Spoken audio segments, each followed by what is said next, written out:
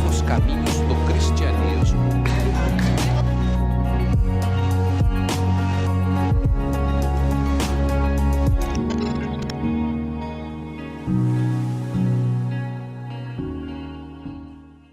Bom dia a todos e todas. Tudo bem com vocês? Ótimo. Eu queria pedir a você que prestasse bastante atenção nessa primeira introdução. Deixa eu te posicionar com relação a uma coisa. A gente está numa jornada. E a jornada aqui, imagina que do início do primeiro domingo de fevereiro, a gente começou uma corrida aqui, uma caminhada. E você pode entrar a qualquer hora. Essa caminhada vai durar até o último domingo de novembro, pelo menos o ciclo dela. A gente quer que essa caminhada seja para a vida.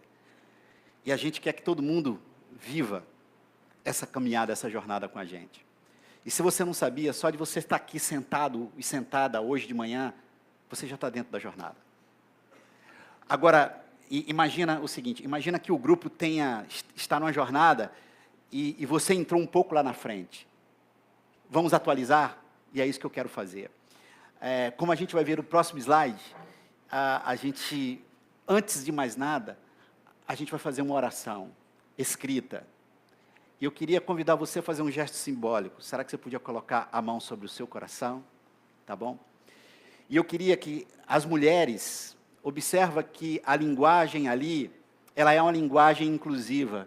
O masculino está no masculino, as mulheres, perdão, os homens vão estar falando no pronome que lhe é próprio, e as mulheres vão estar falando no pronome que lhe é próprio.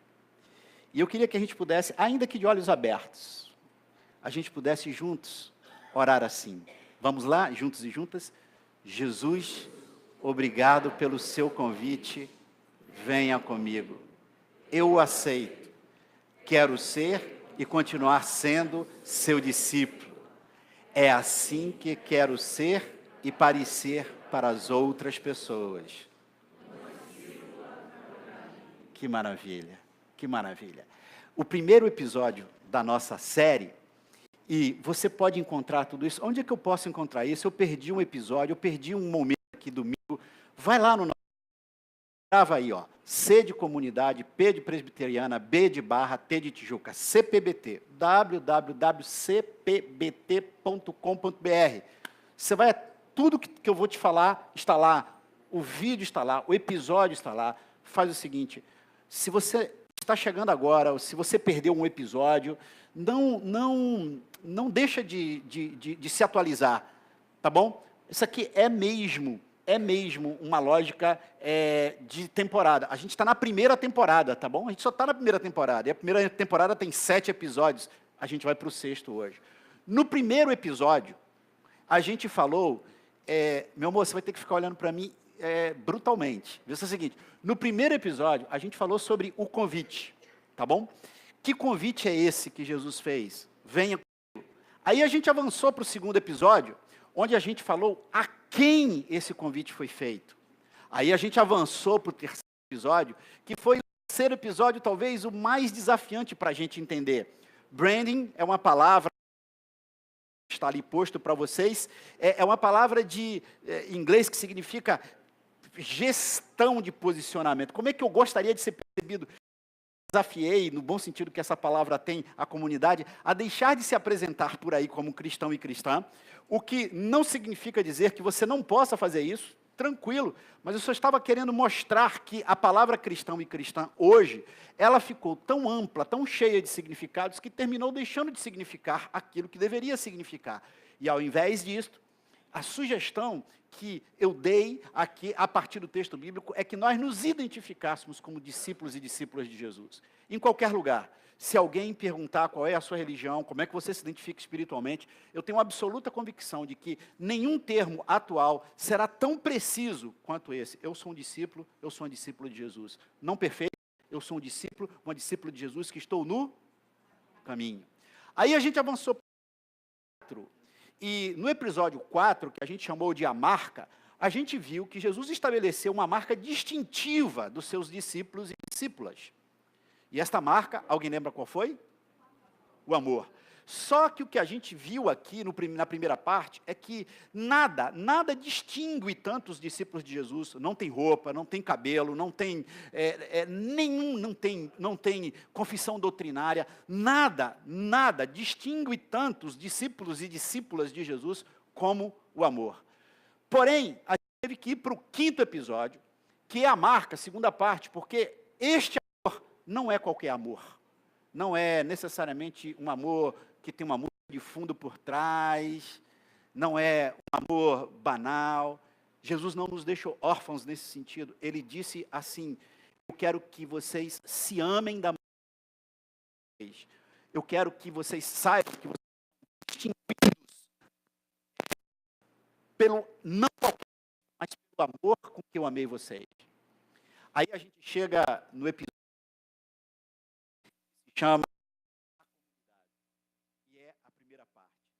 Hoje nós estamos no 6º episódio. Domingo será o season final. A gente vai ter o final da temporada. Beleza? A gente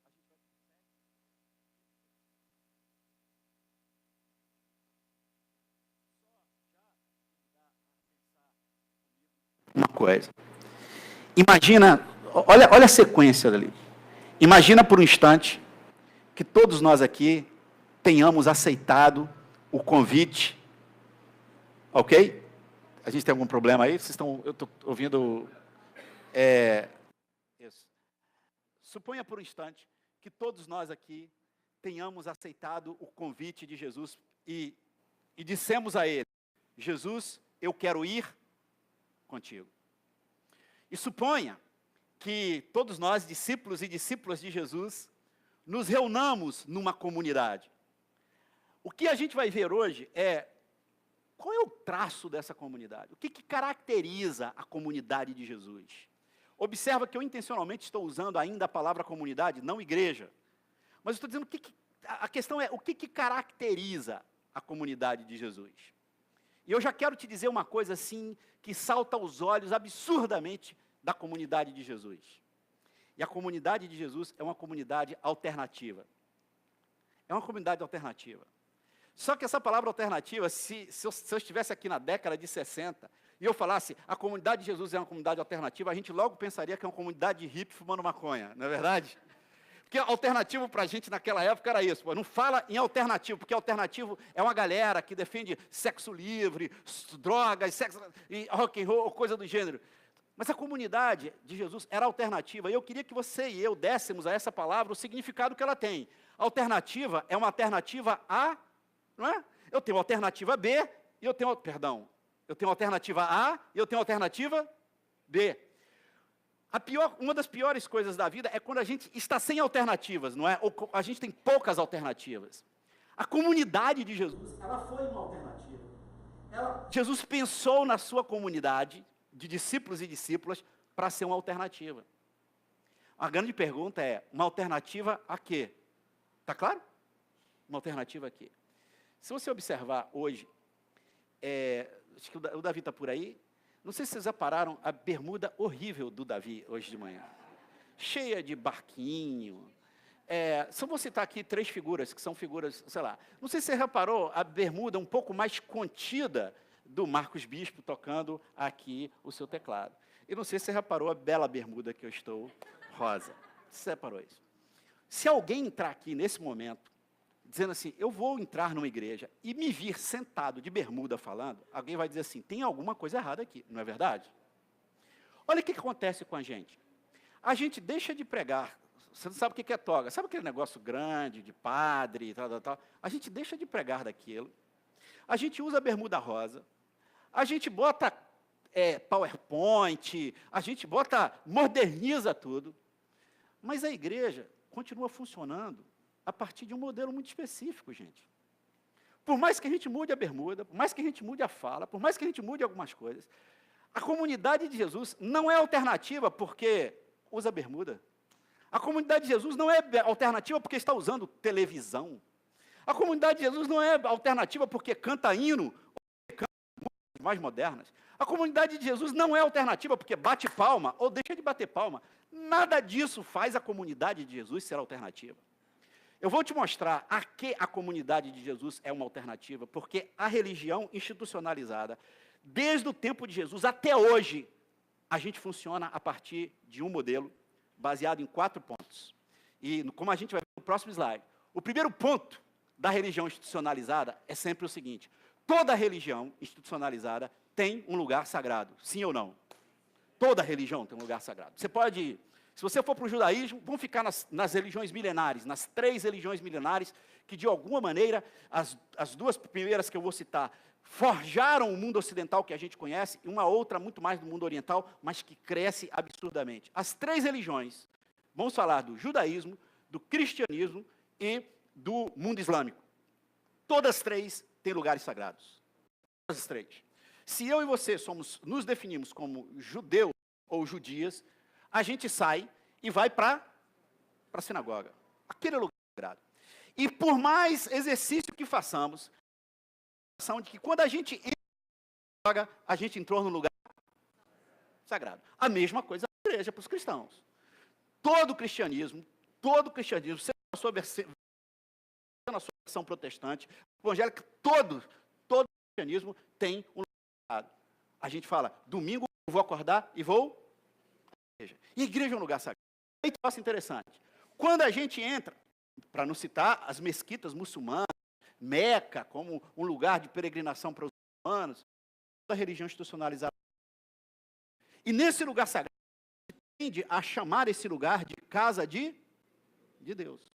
Até não tem, porque eu acho que este lugar é a casa de Deus.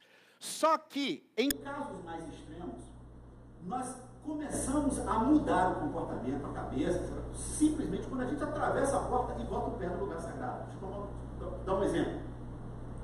Suponha que você me chame para a gente comer uma pizza na sua casa. Eis aí uma boa ideia. Suponha que na sua casa você abre um vinho para a gente tomar. E suponha que eu e você tomemos este vinho. Agora, grave o que eu vou te dizer. A abstinência é a virtude, ou melhor, a abstinência é a característica que os fracos buscam. A sobriedade, o equilíbrio, a moderação é a virtude dos fortes. E suponha que na mesa da tua casa a gente tome um vinho, 2, lá na 3ª taça eu digo assim, para mim tá bom. Olha que coisa louca. Dentro do lugar sagrado, a gente não pode tomar vinho. Porque na nossa cabeça, o lugar sagrado é um lugar onde a gente não faz coisas que no dia a dia a gente faz. Eu conheci uma pessoa que era uma pessoa incrível. Ele falava assim tranquilo, falava assim normal. Na hora que ele falava normal, falava brincando, tal. Eu me lembro um dia que a gente foi conversando, até entrar no lugar sagrado. Na hora que entrou no lugar sagrado, ele fez...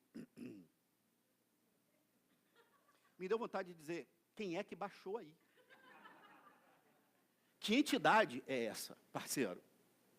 E aí, na casa, eu até posso botar no sofá, eu me lembro aí de um amigo que ele falou assim, estendia o pé no sofá e dizia assim, Deus, você é demais. No lugar sagrado, a gente não pode falar de você.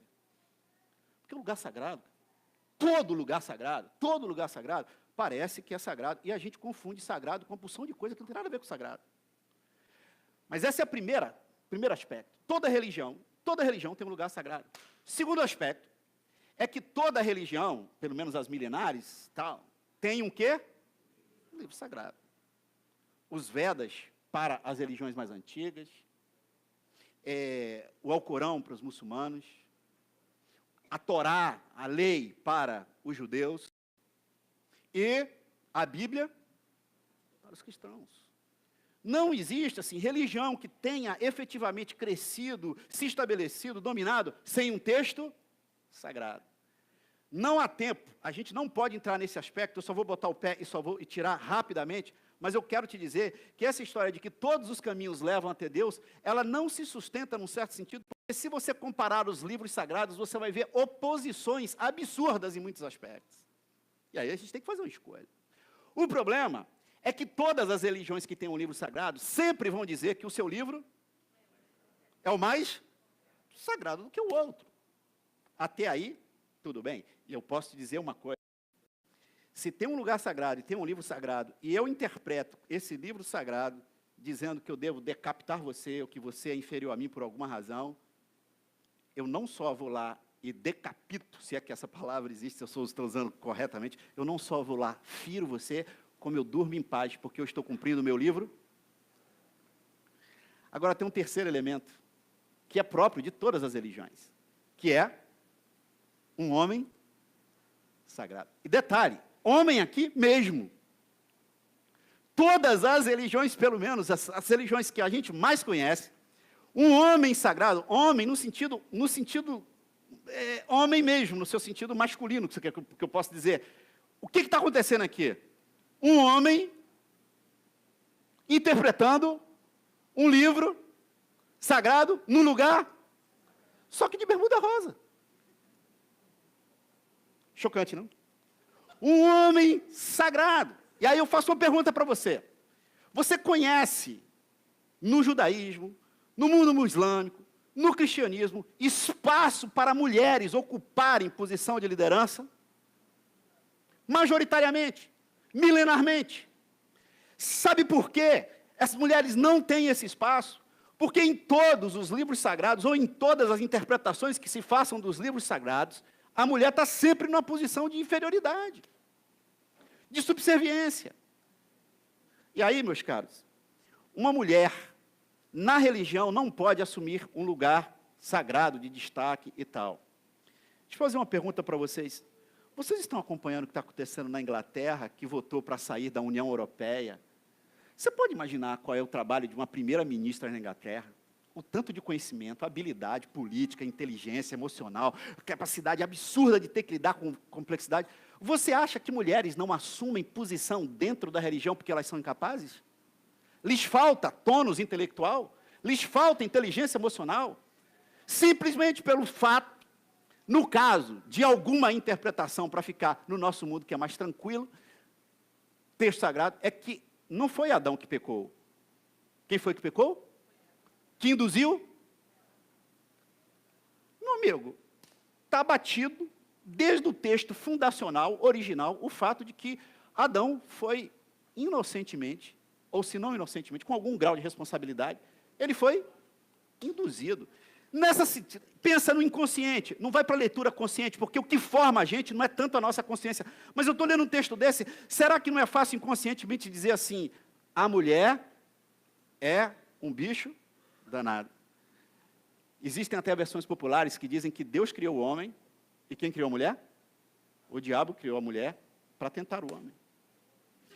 Todas as religiões se baseiam no lugar sagrado, num livro sagrado e num homem sagrado. Agora tem um quarto elemento. Em todas as religiões, existem pessoas sinceras. Aqui eu estou pegando leve. E essas pessoas sinceras, elas podem estar alienadas ou não, mas elas estão sinceras. E essas pessoas sinceras, elas seguem um lugar sagrado, elas seguem a interpretação de um livro sagrado feita por um homem sagrado. Sim ou não? Gente, posso te dizer uma coisa? Você pode gostar ou pode não gostar do que eu estou falando. Mas até onde a minha consciência alcança, é irrefutável isso. Porque está posto isso. Está posto. A gente sabe, a gente olha isso. Aí agora, quando Jesus nasce, quando Jesus aparece no cenário, esse era o cenário. Era esta a maneira como as pessoas entendiam a igreja e a religião. Aí Jesus surge no cenário. Jesus surge no cenário. E Jesus monta uma comunidade. E a comunidade que ele monta vai questionar cada um desses pilares. E a essa altura, eu preciso pedir desculpas a um grupo de pessoas aqui. Quem aqui está mais de 10 ou 12 anos aqui nesta igreja? Quem? Levanta a minha mão. Levanta a mão. Fernando Bispo, Eliseu Suzana, Isabel, Carla Dimas, Cláudio, Maitê, Miguel, lá, Sueli, Célio, galera, mais 10. Quem está aqui, quem chegou nos últimos 5 anos? Show de bola. Quem chegou nos últimos 2 anos? Beleza. Para vocês mais antigos, desculpa, você vai ouvir de novo. E posso dizer um negócio? Posso dizer um negócio? aquela frase que minha mãe me disse que ela só podia ser interpretada de maneira metafórica, porque literalmente é assustadora. Menino, me dá vontade de abrir a tua cabeça e botar um negócio dentro. Eu vou repetir de novo. Eu vou repetir de novo. Jesus apareceu na Palestina dos seus dias e fez da mesa o símbolo da sua comunidade. O símbolo da comunidade de discípulos e discípulas não é a cruz, é a mesa. Por quê? Porque Jesus comeu muito. E ele foi, inclusive, acusado de ser um comilão. E com muita razão. Porque, olhando o que ele disse, como ele se comportou, a gente tem todos os indícios de achar que Jesus tinha alguma obsessão por comida. Se não, vejam. Se não, vejam. Quando lhe perguntaram quem ele era, sabe qual foi a metáfora que ele usou? Uma delas, eu sou comida. Senhores, quando ele foi multiplicar pães e peixes para uma multidão sedenta e faminta, sobraram da sua multiplicação 12 cestos. Em termos de comida, ele era absolutamente exagerado. Ele parecia não perder nenhuma festa, inclusive quando Mateus, o publicano, o chama para casa, porque tinha comida. E, perto da sua, ou mais do que isso, antes da sua morte, ele se reúne com os seus discípulos e diz assim: todas as vezes que vocês comerem, vocês, por favor, lembrem.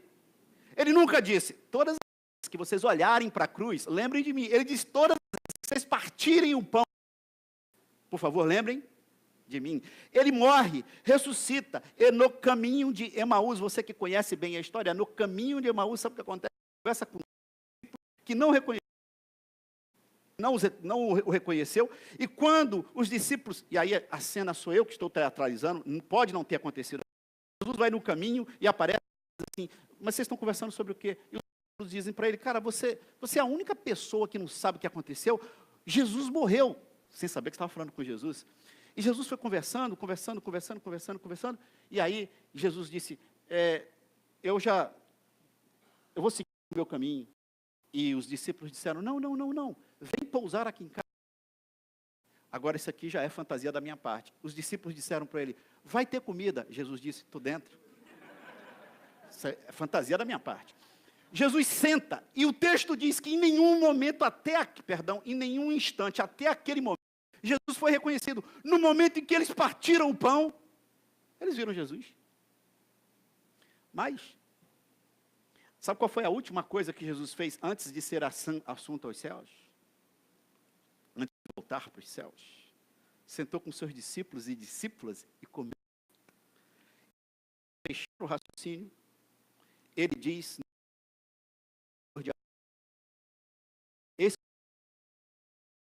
se alguém ouvir e abrir, entrarei e vou fazer o quê?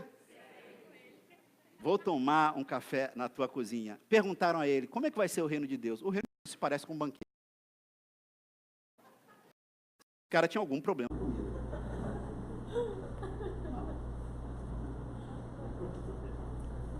Por favor, presta atenção. Olha para mim. Para mim, aqui agora. Imagina o seguinte. Imagina que na tua casa, você pequeno, você pequena. Imagina isso. A tua mãe, os dois juntos. Você sentado. Todos os dias, domingo a domingo, vocês estão sentados à mesa. E teu pai e a tua mãe olhassem para você, fizessem a seguinte pergunta. Filho, filha, como é que foi o teu dia? Todo dia. Todo dia. Como é que foi o teu dia? E depois, seu pai e a tua mãe te perguntassem o seguinte. Filho, filha, como é que você está se sentindo? Todo dia.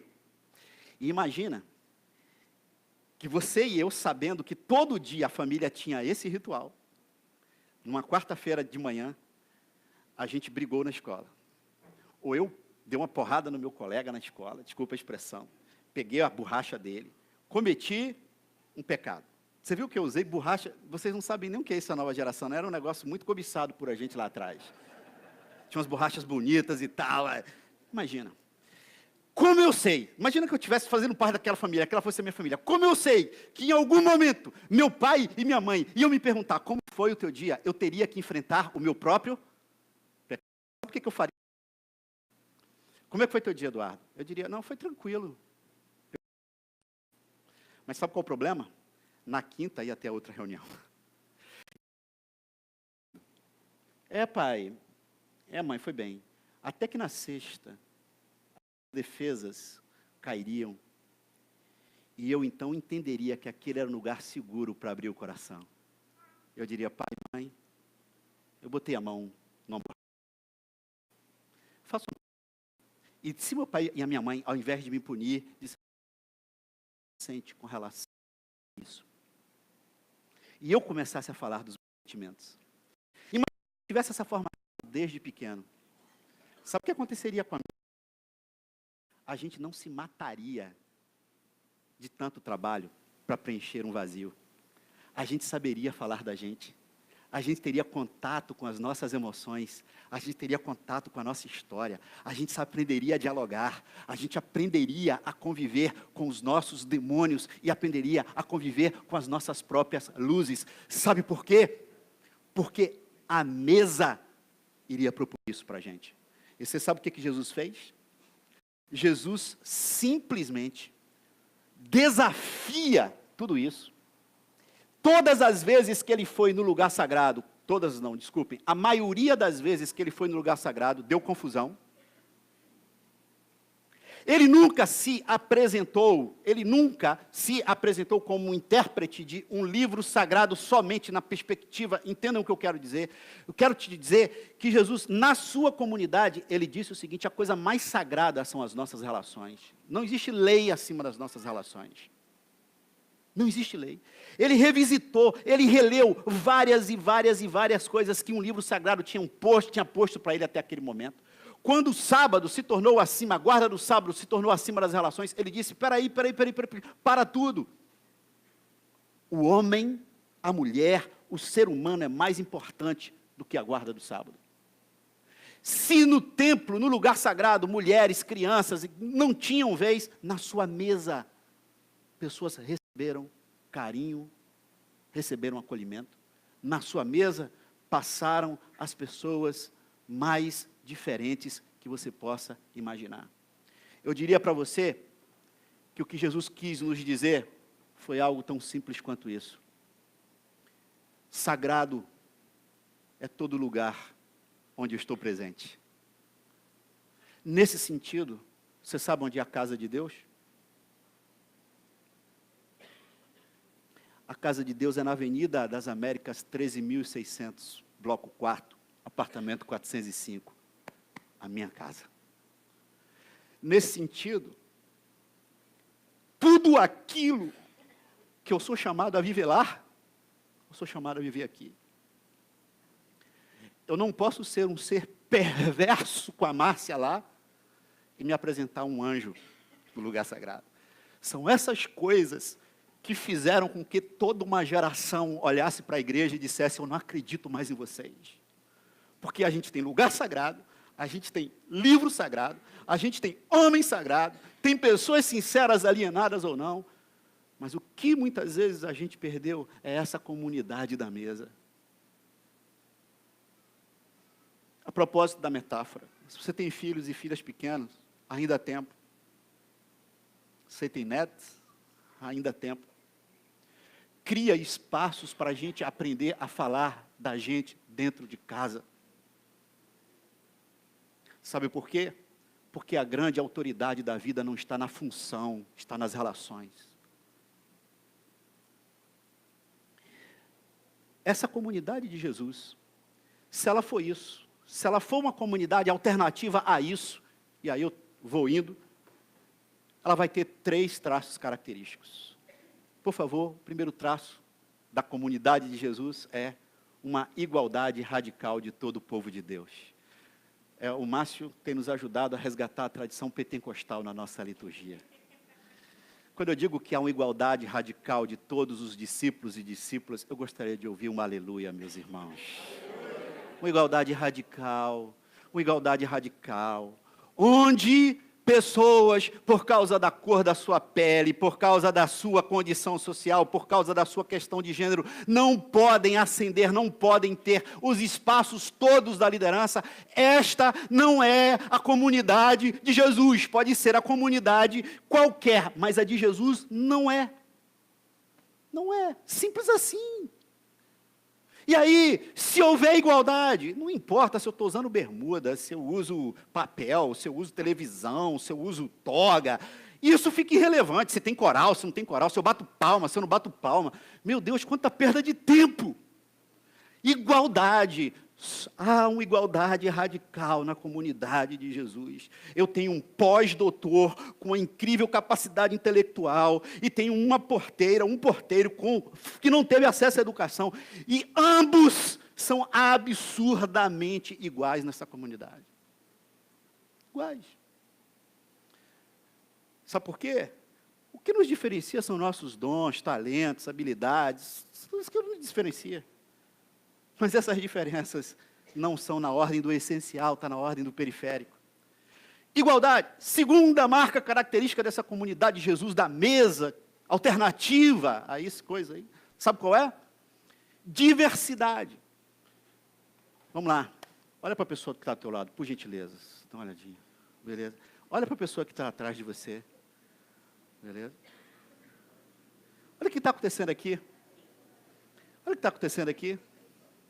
Olha o que está acontecendo aqui. Você já viu como nós somos iguais? Você já reparou como a gente é igual aqui? Tem muito pouca gente diferente aqui, sabia? Como a gente é iguais? Imagina se você olhasse para o teu lado, tivesse alguém com aquele espaçador, aquele negócio que chama, alargador, brinco aqui, alguém, que inveja, eu queria ter um cabelo, porque domingo eu viria com tererê, mas não dá para fazer. Você imagina um tererê. Imagina olhar para o lado e ter uma pessoa de cor amarela, uma pessoa de cor azul, uma pessoa de cor verde. Imagina. Diversidade. Se a comunidade de Jesus, melhor, sendo a comunidade de Jesus uma comunidade da mesa que cultiva a igualdade, sabe o que a gente teria? A gente teria enorme diversidade. E aí, meus queridos, essa diversidade era ela que era rica. E aí tem um terceiro termo, que a comunidade de Jesus teria. Esse termo é alteridade. Há pessoas que são enormemente brilhantes nessa igreja. Enormemente brilhantes. Tem um grupo aqui de gente cuja capacidade cognitiva é brilhante. Eu podia citar várias pessoas. Eu vou pedir permissão para citar uma. Chama-se Patrícia Cabral. Eu aprendi com a Patrícia, numa das nossas células, que quanto mais diversidade tem o meu ambiente, mais alteridade eu tenho. Falta eu explicar o que é alteridade. A alteridade, aquela palavra ali, ela tem um sufixo latim, que vem do latim, que chama alter, outro. A alteridade é a capacidade, a sensibilidade de olhar as coisas na perspectiva do outro. É uma capacidade de me abrir para o outro. Se você quiser usar, embora eu não quero aprofundar, mas se você quiser usar a expressão empatia, cabe aí. Posso dizer uma coisa? Quanto mais diversidade eu tiver, mais apto eu estou à alteridade. Mais apto eu estou a ter sensibilidade à perspectiva do outro. Quanto mais igual for o meu ambiente, menos alteridade eu tenho. Nesse sentido, posso dizer um negócio para vocês? Dever de casa, hein? Exercício devocional, espiritual, religioso, chama o que você quiser. Procura, não em site pirata, dá um jeito aí, um filme antigo da minha geração que marcou história, que se chama Águida Café. Conta a história de um restaurantezinho horrível, num deserto, no interior do Arizona, nos Estados Unidos, que, aliás, faz parte de um negócio chamado Cinturão Bíblico, de onde nasceram as mais profundas legitimações para o racismo. Ali, tem uma dona do restaurante, uma mulher negra, que estava ali, e aquele restaurante era na rota de caminhoneiros, até um dia que, do nada, miraculosamente, quem aparece? Uma alemã, branca, falando inglês muito pobre, e aquilo que não se previa, a amizade improvável de duas pessoas tão distantes, tão díspares, tão vindo de mundos tão diferentes.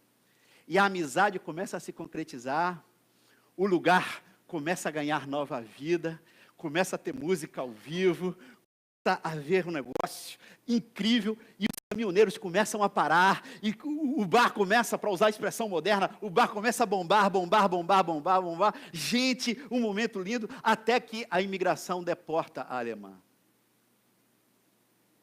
E a tristeza se estabelece. E o bar morreu. E um dia um caminhoneiro passou, porque estava acostumado com a beleza do bar. O caminhoneiro passou, olhou, abriu, viu e disse que eu jamais, e disse, where is the magic? Onde é que está? Ele olhou ao redor, a tristeza se estabeleceu, e ele respondeu a pergunta, e disse, the magic is gone. A mágica foi embora. E você sabe qual era a mágica? Era a diversidade de mundos tão díspares se encontrando numa situação onde a cor da pele, a barreira da língua, nada disso fora capaz de alterar a alteridade. Será que, se visitássemos tantos e tantos lugares sagrados hoje, de qualquer religião, será que talvez a gente também, olhando o cenário, não dissesse, where's the magic? Cadê a mágica? E tivéssemos que responder para nós mesmos, the magic is gone. A mágica foi embora. E aí, tem uma coisa linda. Jesus disse, esta é a minha igreja, e as portas do inferno não prevalecerão contra ela. Sabe de que igreja ele estava falando? De uma comunidade com igualdade, diversidade e alteridade. Esta comunidade, o inferno não ganha. Sabe de que o inferno ganha? De uma igreja que tem representação política, que tem templos maravilhosos, que tem dinheiro, que tem tudo, só não tem a mágica. Where's the magic? A comunidade de Jesus é uma comunidade de discípulos e discípulas, com bermuda ou sem bermuda, com palma sem palma, com canto sem canto, mas uma comunidade que cultiva a igualdade, a diversidade e a incrível alteridade. Contra esta comunidade, a porta do inferno não vai prevalecer.